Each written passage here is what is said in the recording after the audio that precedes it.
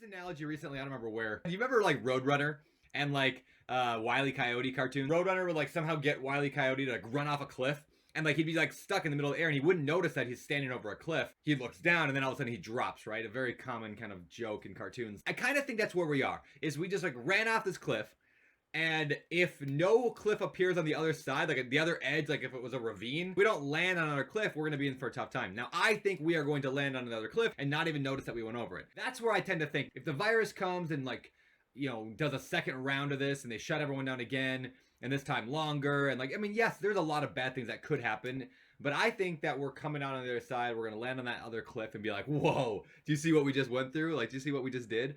And things will just get mostly back to normal. Now, is there going to be an effect? Of course. Like, we're going to probably see, prices drop maybe a little bit. It would be my guess. I think rents aren't going to grow as strong as they were. I don't think prices of house are going to grow as much. I don't think we're going to see a crash unless, again, that cliff doesn't come up. My guess is, and again, a lot of this goes back to how long this lasts, how long that space is before we hit the other cliff, so we can, like, be okay. And if we free fall, all this goes out the window. My thinking is this.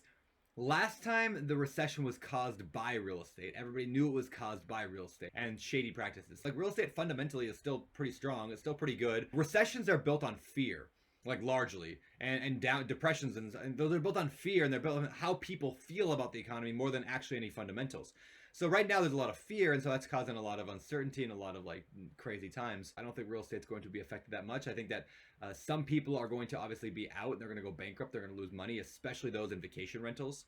I mean, people who own vacation rentals in Maui, where their payment is, $18,000 a month, and they've been making $25,000 a month for the past 10 years on vacation rentals, and all of a sudden they have zero rental income at all, and they got to pay $18,000 a month on a mortgage payment to have this beachfront property. Yeah, those people are going to struggle right now. It just sucks. It's horrible. It's just they got a bad roll of the dice. And now would be a pretty decent time to start picking up those properties. But that's my guesstimate. If I had to say, I'd say I'm 85% confident that 6 months from now, this is going to be an interesting memory. I don't say good or bad, but an interesting memory of this time.